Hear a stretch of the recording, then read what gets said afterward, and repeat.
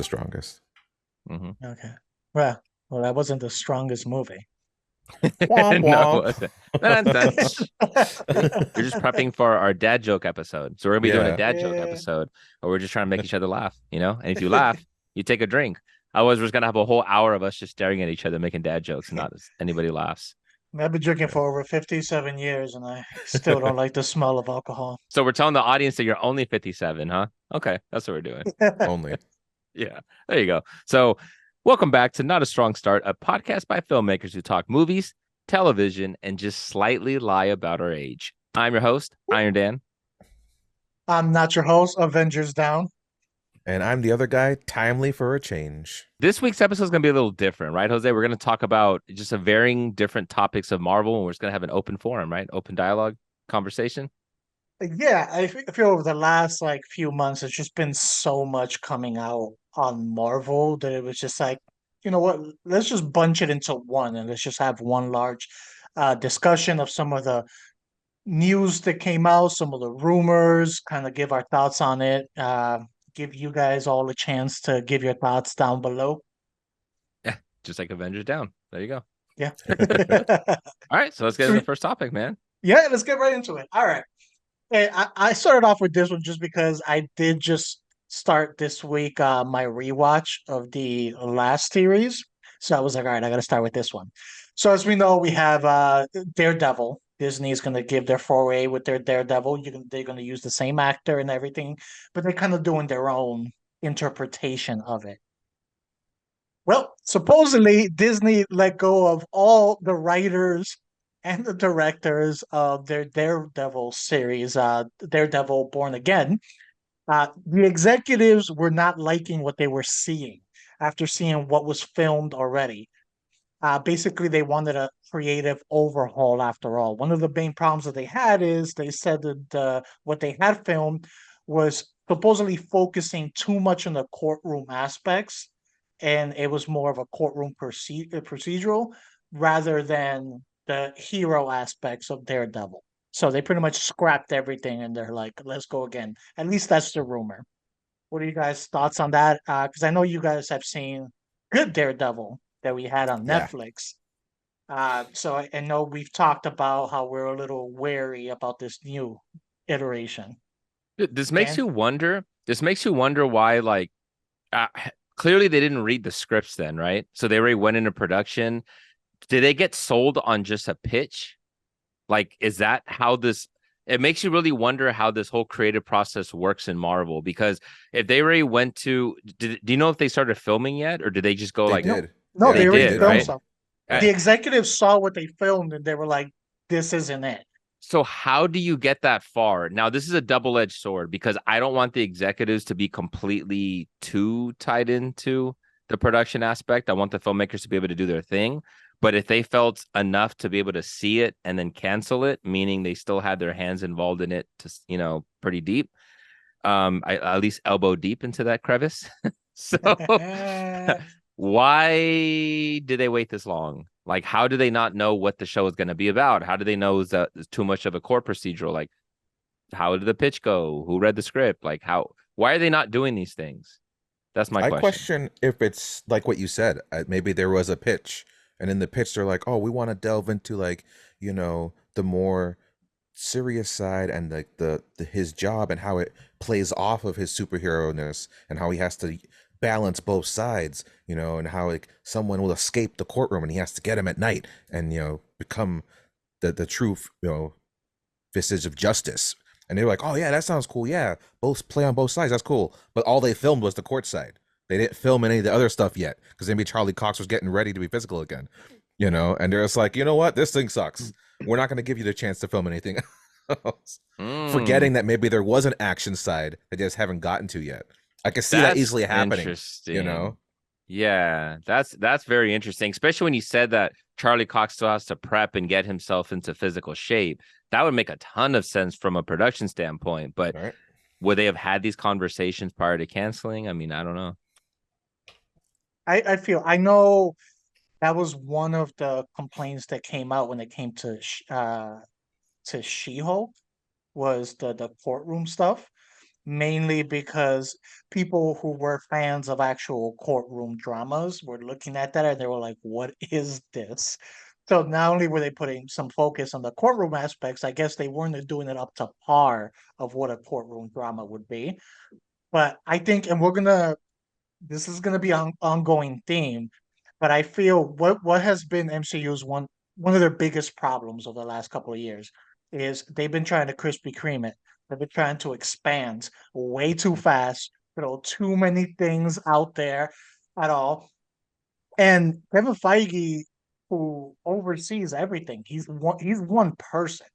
And if he is the end all see all of everything, like everything has to go through him, I feel there's no way he can keep an eye on all of these projects when they have so many things cooking at the same time. So I could definitely see some of these projects where he tried to maybe delegate a little bit more and being like, okay, I have to prioritize this project. This is a TV show. You go take care of that, make sure everything's good. And since now MCU has a bigger scope, people are not trusting that automatically it's going to be good anymore. I think he's having to kind of step in now. And now he's seeing some of these directions that these projects are going for that don't align with what he would want. So I think that's why we're getting some of these restarts, reshoots, reshuffling of creatives and all of that aspect. At least that's my theory on it. That Yeah. makes And to add sense. to it, I don't know if you noticed they showed the trailer of Echo recently, Hmm.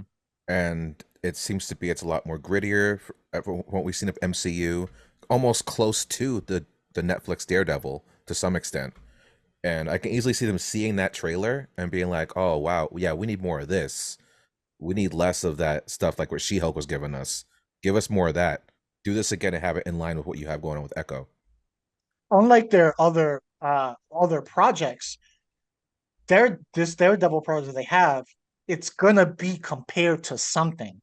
Everything else, Echo, Loki, the Scarlet Witch, WandaVision, all of those, they were their first like entries. There was really nothing to look back. There was a very successful Daredevil show that was a hit not that long ago, which they, pulled from Netflix. So whatever they put out, it's automatically going to be compared to that quality. So this show is already at a handicap compared to their other shows. It could work positively and negatively, right? Because you could sit there and say, well, you can pull and just kind of rehash what you already gave us, but you can already say we already see that. So you can kind of start fresh and do something new with it. The fact that they're kind of stopping and they're restarting this, I'm actually kind of liking that a little bit because it's showing that Marvel's being a little more careful now. Like what you said, Jose, it's almost like the sum of all parts where they were just starting to just throw out way too many things. They couldn't quite get their brand, they couldn't quite get the quality down right on this. And the fact that they were just mass producing all this stuff and they went very Krispy Kreme on it, I'm curious now to see. It seems like they're sort of hesitating. They're pausing. They're taking their time. I don't know what other things you're going to get into, other topics. So I won't even reference other ones because you might bring them up. But there's a lot of shifting that's going on. And Marvel needed to do something. What they've been giving us for these last 3 years have not been up to par that we've liked, or at least we've enjoyed. And I've honestly just had way too much superhero fatigue. Like I'm part of that a part of like I'm not rushing out to go see these Marvel projects like I used to. The quality is just not there anymore. It feels too rehashed, too regurgitated. We're seeing the same action sequences, the same set pieces. So if this forces them to hopefully redefine the show a little more and we get better content out of it, I'm happy. Otherwise, it's just the whole dog eat, biting its own tail situation that we have where they're just taking a bad idea to another bad idea. Yeah, and we talked recently in an episode on one of the current events that we had on how they had finally decided to create shows using the standard methods that everyone use, having a showrunner, having a pilot, things like that. So maybe they didn't have that for this show to start. And now with this, you know, reshuffling of creative and restarting, they might start from that point. So it could be a positive right now. It's it's a negative because now that further delays everything. But if it helps in the long run, do it up. Speaking of turmoil, uh, a project that's had turmoil right from the start, Raid continues to Yeah. still have more more turmoil around. Supposedly, I was seeing that there's been even more reshuffling now, and that the executives were not happy with what was out there so far. I don't think they started filming yet, but at least script wise and what the story was with it. One of the things that leaked out, don't know how true it is. Supposedly one of the problems they had is that Blade wasn't even the main character in this project the way it was written. He was more of a secondary character to it, which is like we're all waiting for Blade. We want to see Blade. We don't want any other characters to take the lead here or anything else. Give us Blade. And this is something, so it's frustrating on the consumer and the viewership aspect because we get excited for this movie and then this director drops out, this director gets drops out, this writer is out, this is out. Oh, we're delaying it another year. Okay, now it won't come out for 2 years, and you hear all that over and over again. That's our aspect, but then we put ourselves in the actors' shoes. Ali has just been waiting along here for this role to start. Like, how long do you expect him to wait? How long before he's like, enough is enough, and he drops out, and now we're back to recasting Blade? He's been rejecting projects too. It's He's been a probably big missed issue. out He's on been so rejecting a much. lot of projects because he's been waiting for this thing. Yeah. So it makes you wonder with Ali. So he clearly signed on for the character, right? Because the story is still going through all these changes. You being an actor would have to wonder then you don't want to sign on to a project just based off of a character, right? Like great that you wanted to, like, we had a Ryan Reynolds that signed on, with Deadpool, but you still have to make sure that there's a script or something there that you already like. The fact that they're still going through all these different iterations of the screenplay for Blade, that's a problem, man. And it's at a point where, like, I love seeing Ali act. The guy's phenomenal. Yeah. I don't want to go another year or 2 years without seeing him in a movie just because he's waiting for Blade. Too much hype and too much missed opportunities now. It's making this movie monumental in the sense where it needs to hit.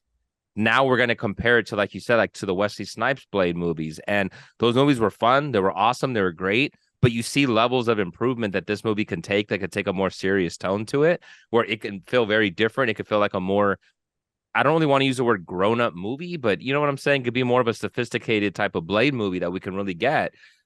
Right now, Less it sounds like, cheesy. yeah, there you go. Yeah. Less cheesy. It seems like we're not getting that, at least in the scripts that they're presenting to us. So it makes me nervous for the future of this project, at least with him attached to it. I don't know if we're going to get that, but man, the recommendation is actors, please make sure there's a solid script in place before you sign on. Otherwise, this is what happens. I hear you on that, and you know that is the right approach. Make sure you got the script and everything like that.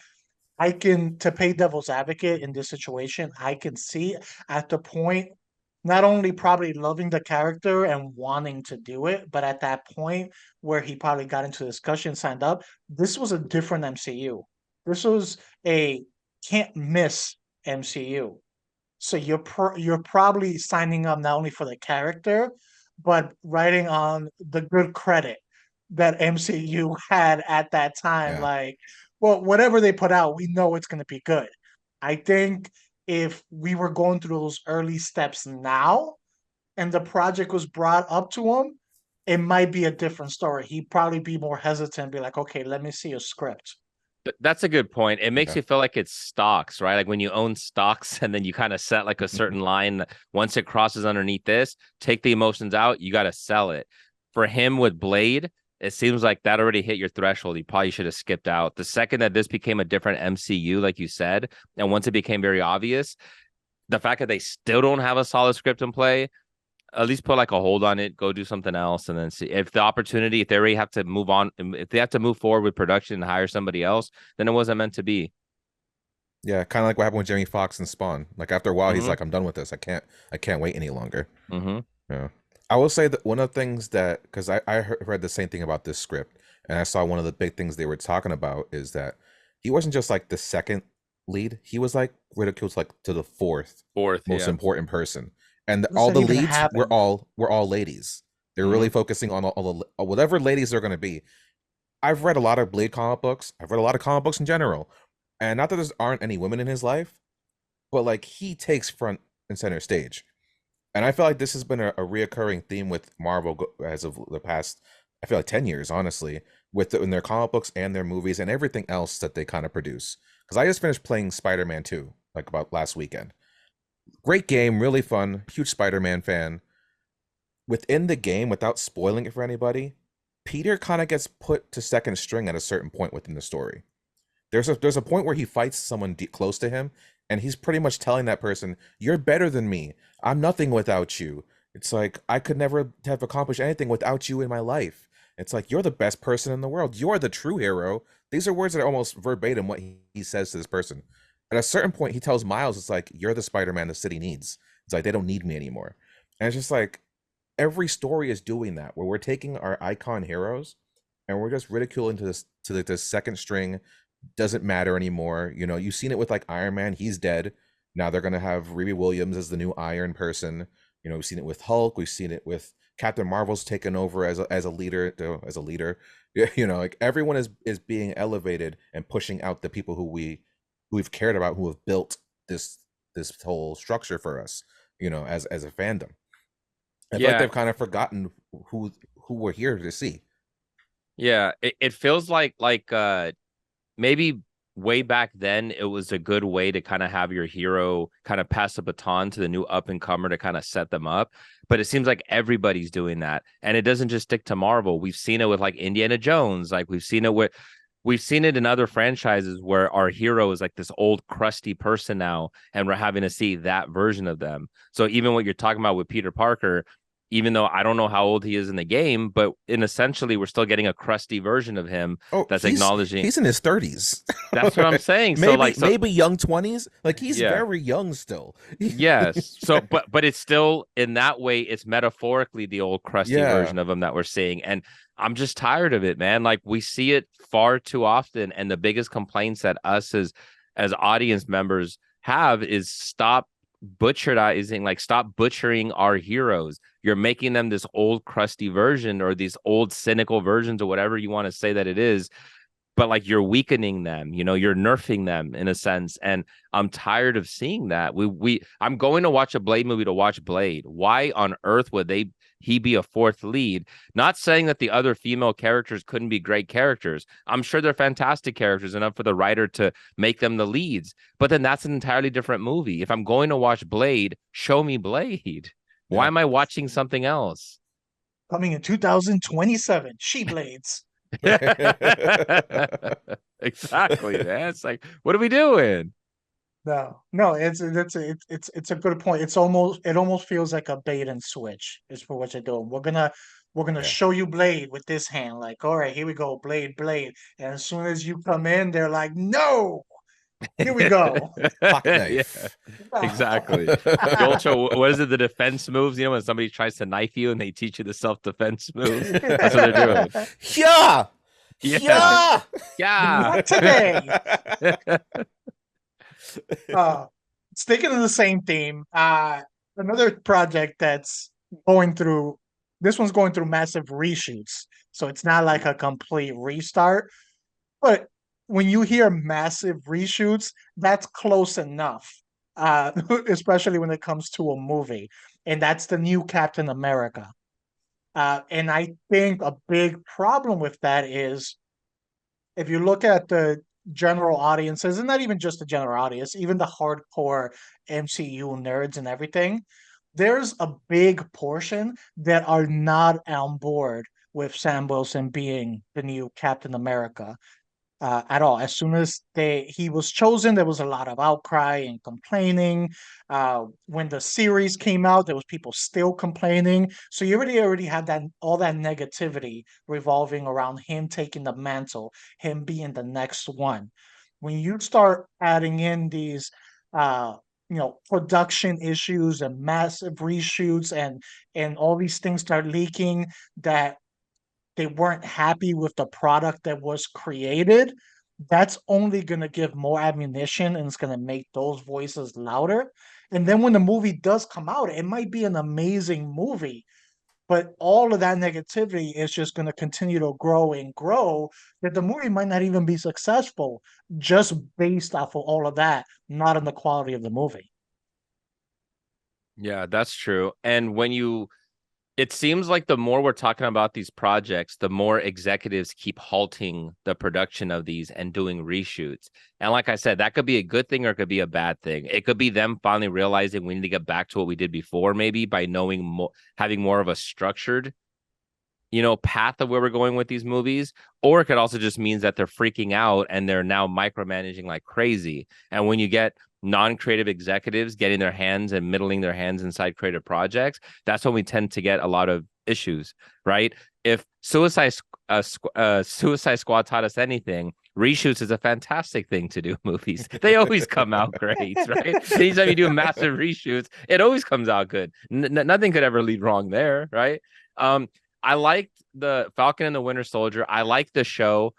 I'm not a huge fan necessarily, of Falcon taking over, but I don't dislike it. I mean, I don't dislike it either. I like the show. It made his character more interesting. It's a different interpretation of Captain America. It's not the same Captain America. So people are like, well, if it's not, Chris Evans and it's not the same, it's like, okay, but they're giving us a different version of this. Like we've seen this 1,000 different times. We've accepted a different Spider-Man that's not Peter Parker, right? And we've seen different actors playing Peter Parker.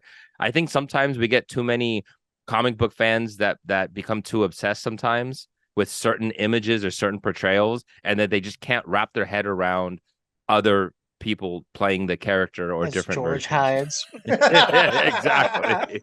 Not naming any names here. Just saying.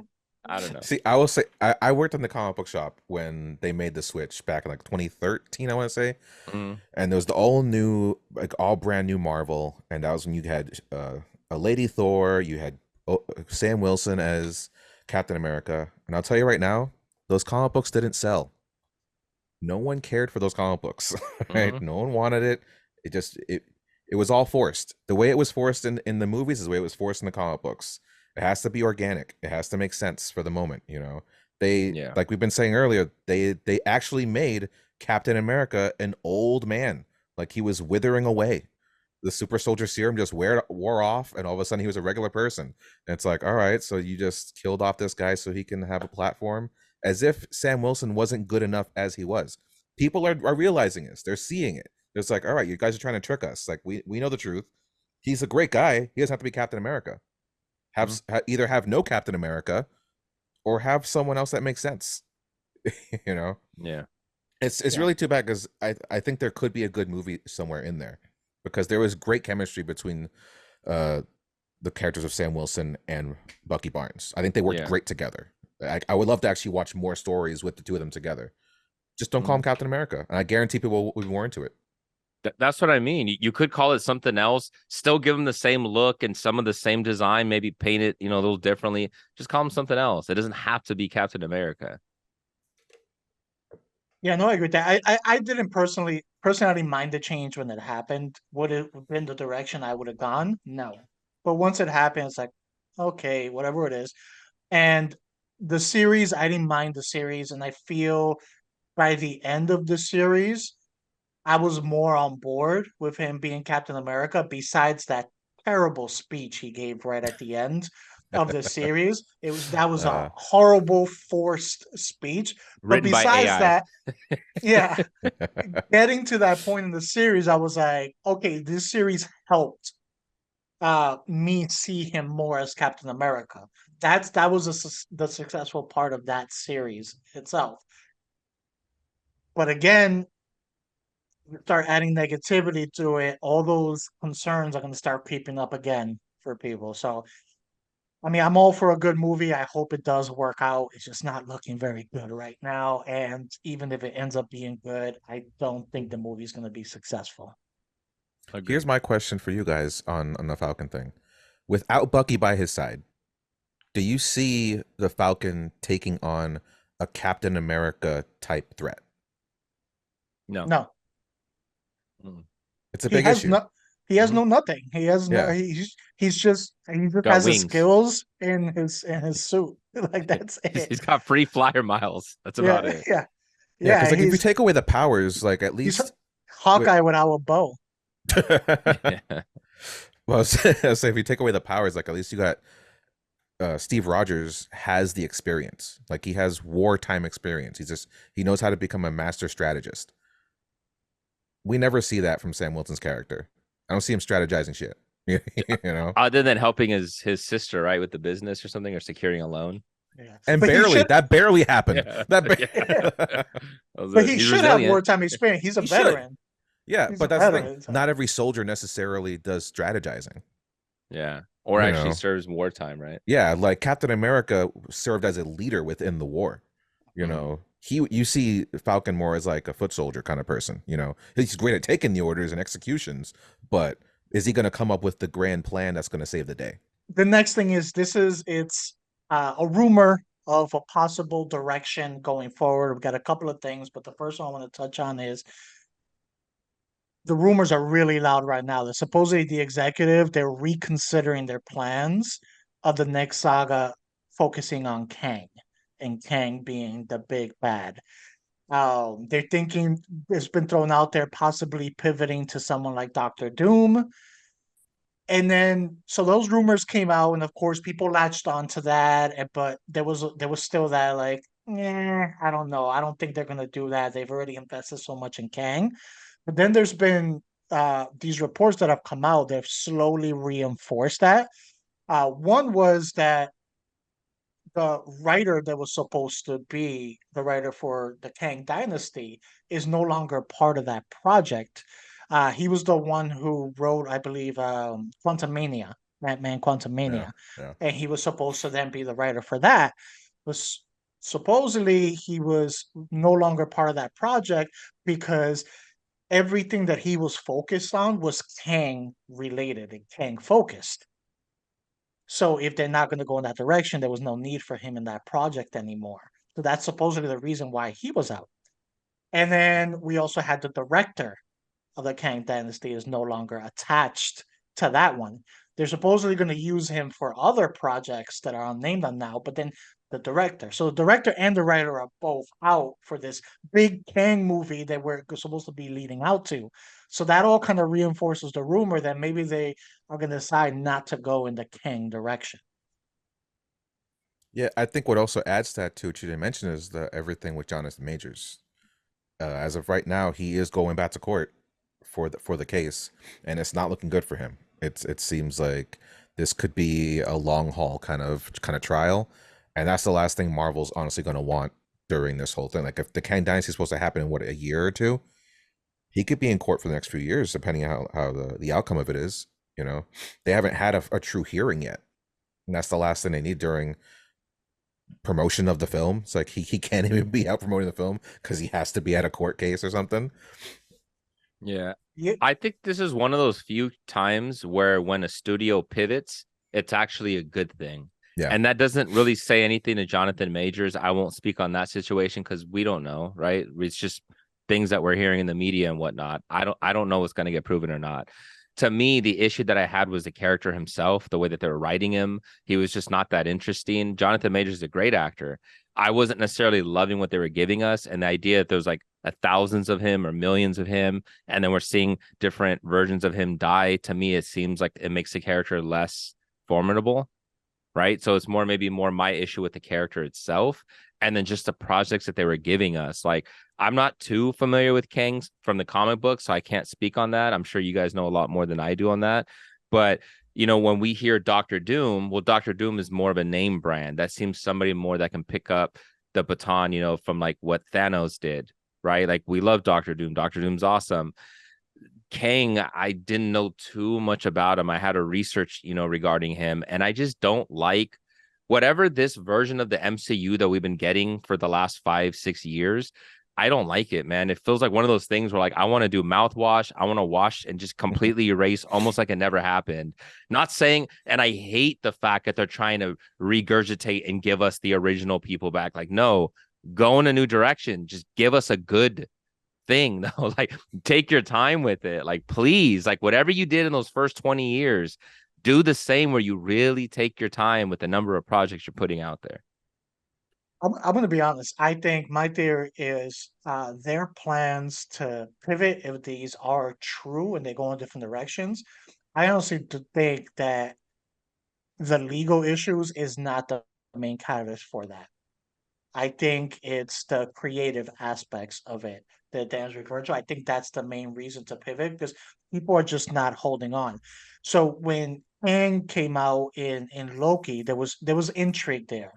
There was stuff. People got a little excited when they saw them there. I feel Quantum Mania squashed any type of momentum towards Kang being a entertaining and viable threat. When you have this one is supposed to be the big bad, the new Thanos, and he gets beat by a bunch of ants and insects, like it just it takes away. It's like when they say like if a father gets knocked out in front of his son, it's like next time that the dad tries to punish the kid, he's gonna look at him a little like, I saw you get knocked out. Like I don't know if you should be sending me to the room. Yeah.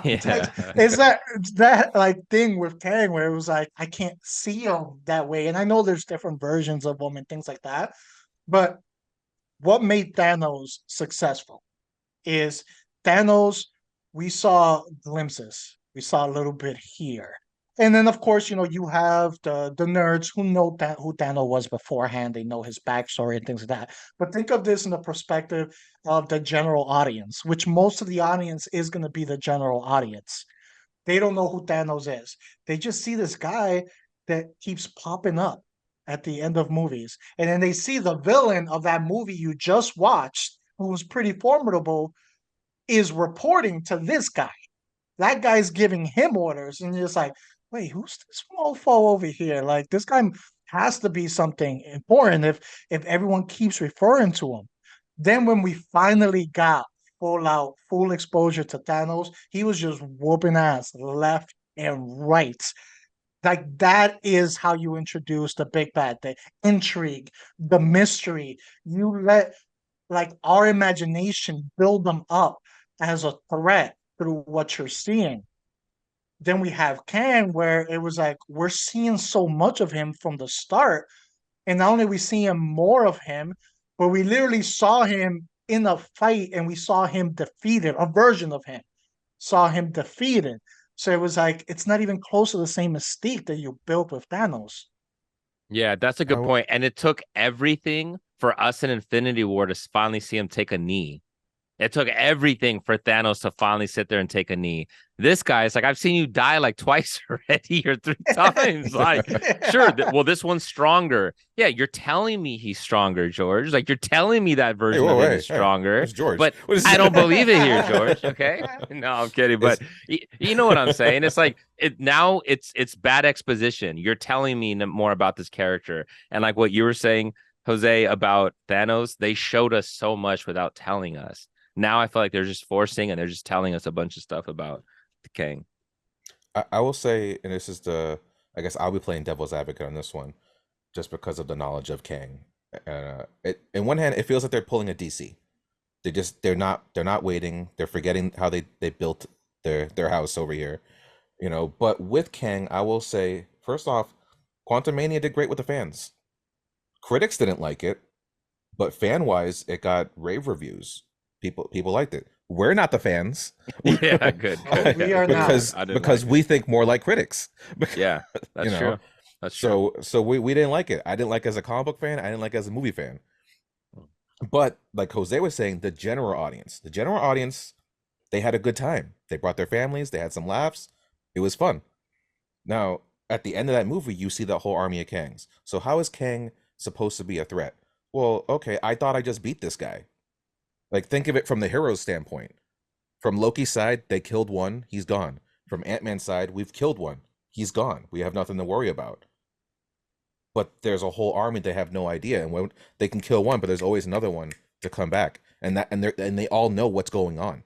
They share that collective. They're going to be stronger the next time you fight them. So there is a threat there that's very ominous that they're not aware of. You know, you get rid of one Thanos, they weren't worried about a second Thanos coming back. You know, so there is that threat there, but True. So it's it's kind never of gonna be like a Doctor Doom. It's not. it's kind of Yeah. like a wrecking ball versus roaches. So you have one giant Yeah. wrecking ball that can destroy a house, and Yeah. then roaches, you kill one and they just keep coming back and being annoying. True. But But that which one always do you makes hate you more? feel. I think I But hate cockroaches more than I hate wrecking balls. I think.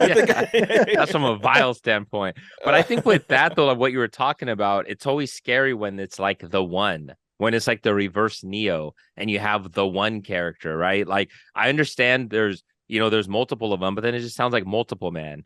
The character that was in the X-Men, like Yeah. it just feels kind of like that. Like again, this one's more powerful. I hear what you mean though. Always in numbers, like absolutely, right? Like Yeah. that's scary. And there's definitely scariness stuff to that. But to have this omnipresent, this one super ultra powerful being that's like from the cosmos and like so many different universe or galaxies, I should say, fear this thing, that to me is just it's like a moving giant brigade that's just destroying everything in its path. Like that to me is Yeah. powerful. And I know from the comics, Kang is dangerous, and the potential was there to be a big bad if executed well. I'm basing this strictly on what MCU has put on screen. And for me, I don't see the threat on what they've put on screen. I don't see Kang being that. And I can see the general audience is also not seeing it that way. Yeah, I think it would have happened more if they killed Ant-Man, Yeah. Yep. or Yep. at the very That would least have done kept it. him in the quantum realm. At the Yeah, but very I think least. I think kill him at this point. Like his character served his purpose, and we don't need to see more of it. As much as I love Paul Rudd as Ant-Man, we don't necessarily need to see him more, right? Like if we're evolving Marvel and the MCU into this new phase of these new heroes, we need these new heroes to have time to breathe and allow them the opportunity and the stage to do this. When you keep having these older MCU characters hanging around, now this is when we're having issues with it because you're kind of blending this, and it's the same thing that you just said, George, at the beginning of this episode about how you have this, this hero that we like, but then they're trying to prop up this other hero. We're seeing it far too much. Instead, give us their own standalone movies. That way, I don't feel like I'm watching something that I already know and I'm getting more upset because they're not in it enough. But it's the whole movies and the project is just directed towards the executive setting us up for this new character. I've just seen that too many times. Yeah. I also, you know what they got? Take note from the show they did successfully. Hawkeye. I think Hawkeye has done it the best out of all of them. You know, he was a leader. He still showed that he had what it took to be the hero. He was training the new person. You know, she was good, but she wasn't as good as him. You know, and Mm-hmm. at no time was he like, "Oh, you're better than me." He's like, "No, no." He grounded her. He was like, "You're not good yet. You shouldn't be doing this." You know, and we Mm-hmm. saw her fail. We saw her fail multiple times before she can be standing toe to toe with him to save the day. That's what they got to do with all these new ones. All the new heroes trying to rise up, show some humility to them. Yeah.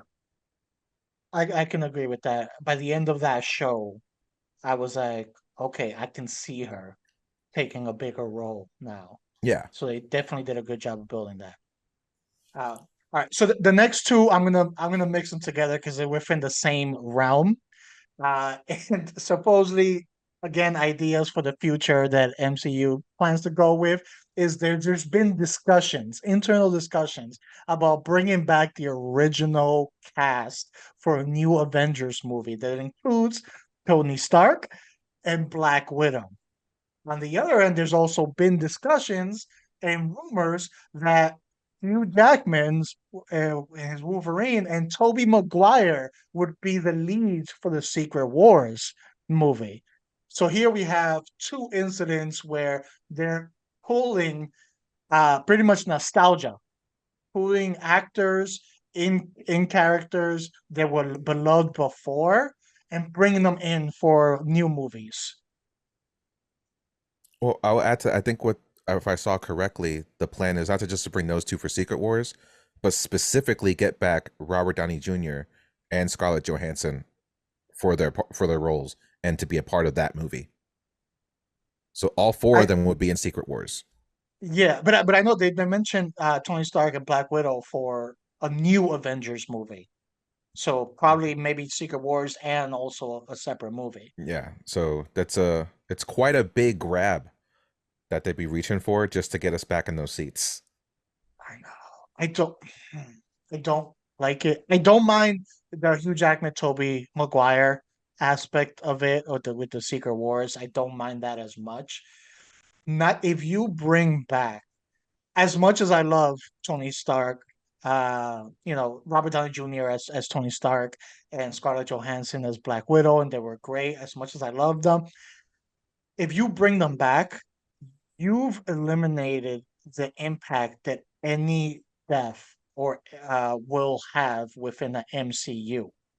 The stakes are going to be reduced, at least in my eyes. The stakes are going to be reduced. Next time that someone's threatened or someone dies, is not going to have the same impact for me, because the pinnacle impact to me was that Iron Man death at the end of Endgame. You had theaters crying, theater of like some grown ass people in tears over what over what happened. It was such a powerful moment where we saw this great character arc and growth, and then end perfectly at the end. And you've touched on that pain and the effect it's had on other characters through other movies, such as the Spider-Man movie, and we still see a reference how it's affected other people. You bring him back, you reduce all of that. How am I supposed to then believe you next time? You can, and it's going to undermine everything they've done to the point where I personally would feel I would feel disconnected from MCU moving forward, I think permanently, because you undermined the one. Marvel did something and Disney did something that we've never seen in terms of a franchise building world for like what 20 years they did this. They've done something that we've never experienced, that we've never seen in film. No one's ever captured. Usually movies don't get comic book movies right before the MCU. They didn't really do it right. Sometimes you get a few, sometimes you get like a handful. We've gotten more bad comic book movies than we've gotten good ones. The Marvel did something that we've never seen before and we're never going to see again. So them desperately pulling to get the nostalgic and remember this, do you remember this? Do you remember that? They're gonna shortchange and disrupt what they've done before, and it's gonna cheapen the product exponentially. And if they bring them back, I don't even want to see them in a flashback. I loved Robert Downey Jr. He was Iron Man for like over half of my life. Like, I don't need to see it anymore. There's nothing new that can come out of this. And it was so emotional when you saw his death. To bring them back, even in a flashback, even just to make a couple quips, like we don't need to see that.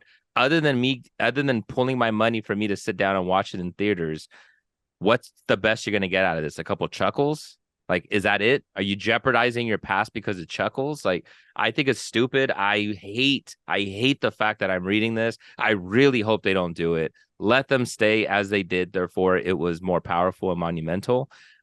Please don't underchange it at all. Like what you said, Jose, I don't mind Tobey Maguire and Hugh Jackman's Wolverine as much in the new Avengers movie because the fact that they're pulling them from different universes, right? So that's interesting, is different. I wouldn't mind seeing them, but I don't think it's necessary either. I feel it's kind of like they're like, oh man, we finished off our favorite bottle of whiskey and it was so good, loved it. It's the last bottle they have. We're gonna try all these other whiskeys, and it's like those aren't that really good. So they're like, hey, just pour some water in that old bottle and shake it up. Try to get a little bit more of that taste of that old whiskey. It is not gonna taste the same, okay, at all. Yeah. Just leave it alone. Leave your successes. Create new successes. Don't nostalgia bait us. We've all done it with shampoo bottles, but that was in our broke stages, Yep. okay? That was in our broke stage. We have money now. I don't need to do that anymore. Shampoo Still bottles. MCU's cleans. broke. MCU's getting broke right now. Yes, they are. Very quickly, right? It's always quicker to lose the money than it is to get it. Yeah. Yeah. So Dan, you said a lot of stuff. So I want to touch on a lot of it. Okay. And so one, you guys are both okay. Is this fair to say both of you guys are okay with Hugh Jackman, Wolverine being in Secret Wars? I'm I'm okay Fair to with more say. it, but I'd I'm rather more not okay have with it. that More okay than with it. More Okay. okay than Are with it, but than I'd the you other one. still rather not. are you guys okay with him being in the Deadpool movie? Deadpool, I'm okay with. Okay. That's it. But in Logan, him dying, was that not impactful? 1,000%. I loved it, Right? but I'm also taken to the prism where I don't know if this is the exact same version of Wolverine. So you could say they pulled him from a different It timeline. is. It is the exact same Wolverine. Okay, So the Wolverine then that we're getting Deadpool 3 is just it's like a a past younger story. version. Yeah, Yeah, Got so it. yeah. It's like a prequel to the finale exactly. in a Yeah, way. yeah. Okay, So Logan happened way later on. okay, So but they also said that Logan though wasn't the one from Fox's X-Men movies, right? Like I it thought is. I remember reading that It's that that it was a Wolverine. different timeline because those X-Men characters all didn't really die necessarily just in that timeline that they did. Unless I'm For wrong, but I thought that's what I for read. what I've been reading, it's supposed to be the same Wolverine, the same Logan that we've known this whole time. Dang. Okay. Then Yeah. I have an issue Does with that it. feel different? Well, Yeah, that feels here's different. why I say this. All right, because if they're pulling him from a different universe to be in Secret Wars, now I will preface this: I'm not for having Robert Downey Jr. and Scarlett Johansson come back just to get the cash grab, Hmm. but that doesn't mean I don't think it couldn't work. It could work if they do it right. It depends where they're pulling them from. If they're resurrecting them, then it's stupid. But if we've dealt with the multiverse now. The multiverse is in everything that we see. So if it's from a different timeline, a different universe altogether, think from like the what if. We got to see Hmm. different Doctor Stranges. So Benedict Cumberbatch got opportunities to be different Doctor Stranges, even in Multiverse of Madness. You know, maybe this can give the two of them an opportunity to play their characters differently. You know, what if we get a superior Iron Man who was an Iron Man that was more hell bent on domination and taking over? Like he didn't get to have that hubris that we saw before in the Iron Man that we grew to Yeah. love. Instead, he doesn't give a crap about anybody. He's Okay. superior, you know. So what if I we have a get that question. guy? I have a question for you then. If we're trying to pivot to this new era of MCU, don't you think it hurts the new characters to bring Iron Man back again and steal the limelight from those characters? Oh, again, I said I'm not supporting it, Yeah, yeah. Oh, okay, but that okay. doesn't mean that doesn't mean there's not a way to make it work. I think it Yeah. could work if they took this kind of idea. So imagine the Peter Parker we know seeing that Iron Man. He just Mm, sees Tony Stark. He doesn't realize that this Iron Man isn't the guy he knows. This yeah, isn't the guy that would have his back and show him the ropes. This is a guy who would stab him in the back to get the job done. yeah. You know, that gives him a totally different relationship. True. I mean, I can see that, and thematically, I can see it working. I just wouldn't want to see it. I felt that it was a perfect trajectory and ending from it. And then the difference I find with the Hugh Jackman thing is like also had a good ending. Honestly, it was the only good movie in his story. In there, so the ending is the only thing they did right over there in Fox. Hmm. But like that wasn't Disney that did it. So they're like taking someone else's character and bringing them in. I know it's semantics, but I Yeah. think that's what makes me view it different. It's this is Disney uh pulling their own character they created back for money, for attention, for a lifeboat. Like, Yeah. help us, we're in trouble. Let's pull our own old characters back who we had in it. I find that a little bit different than like, hey, people really love this character from this other company created. Let's bring that into ours. Let me Yeah. ask you this: as someone who reads comic books still, right? Your favorite character is Batman, right? How many times has Batman died since you've been reading Batman? No, okay, and I had a feeling you were gonna Yeah, like you were this gonna is bring that up. yeah, because this is now they're like the people who watch movies are now getting to experience what us as comic book readers have experienced for decades. Our characters die left and right, and then they come back, you know, a year later. Like this is kind of part. I was waiting for this to happen within the movies, honestly. Eventually, Yeah. No, and I hear you on that, but it was like just because the movies are based off comics doesn't mean they have to follow all the actions that comics take Yeah. in a way. Like we don't need to uh end and bring back characters multiple times. We don't need to have a yearly crisis that everything like builds to. You know, we don't need to expand the multiverse, then condense the multiverse, then expand the multiverse, every like 15 years.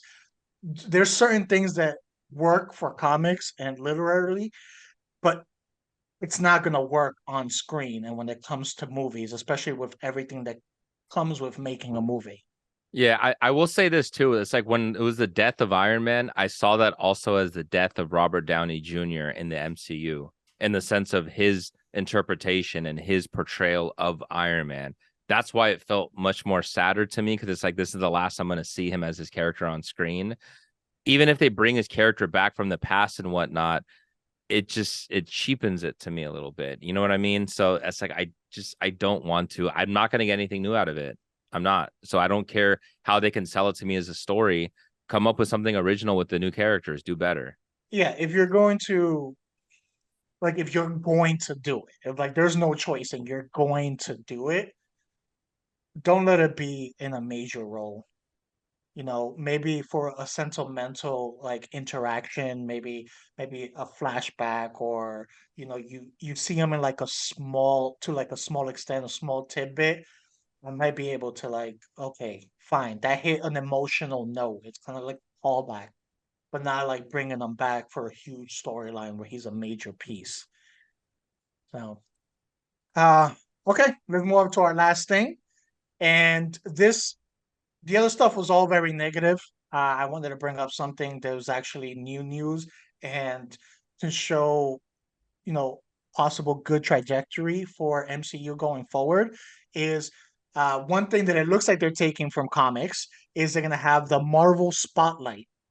And basically, it's going to be a branch off of like the MCU. This new MCU label is going to focus strictly on grounded, character driven stories with street level stake, not end of the world stuff. I think we all seen the trailer for Echo. Echo fits that Marvel Spotlight type story where it's going to be its own self-contained, from what they have said with Echo. If you watch Spotlight type story for the Echo device. Echo, stop. We saw with the Hawkeye show, you know, that character was there. So you can watch that and get a little bit more, but you don't need to watch that to enjoy this show. And it's all ground level stakes. The world isn't ending, the country isn't being blown up. It's all about that character and, you know, yeah, that street level stuff. Again, I don't want to repeat myself. So they're gonna have this new label that's gonna focus on that, which we've seen in the comic world where you have labels like Black Label, Yeah. for DC that focus strictly on certain types of content. I think if they run it the same way, actually how Black Label is done, which is more independently, let the creatives have more control over what they're doing, almost like how DC has been kind of doing with the Batman and the Joker movies. That could be a great renaissance for them, honestly, and just see some new light coming from them.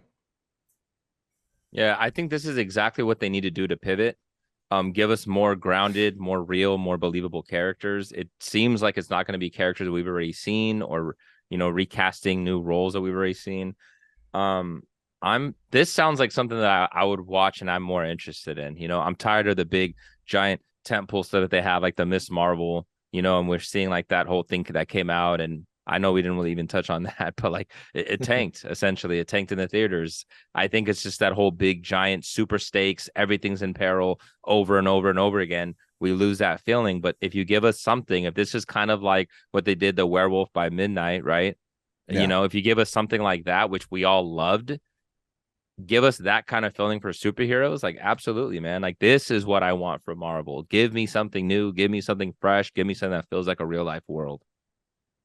And I think this is something that can, if done well, can win for everyone, for the hardcores, for the nerds, because they get good character content. But this also works for the general audiences, old general audience, and newer entries into the general audience for these movies, because you eliminate the homework aspect of it. I'm sure there's new fans that are hesitant to come in because they were like, I have to watch how many movies to understand all of this? If you do this and it's very isolated, you can bring in new people. So I think it's a win-win across the board if this goes right. Yeah, I will say as a comic book nerd, one of the first things that popped into my head when I saw this, I was like, man, first thing they got to whip out is freaking Darkhawk because it's one of those comic books that's just a joke because it came out in the like 90s. Number one hit. Everyone's like, oh, it's gonna be the next big thing. You know, Spawn 1, X-Men 1. This is it. This is the next thing. People bought like 20, 30, 40 copies of this comic book.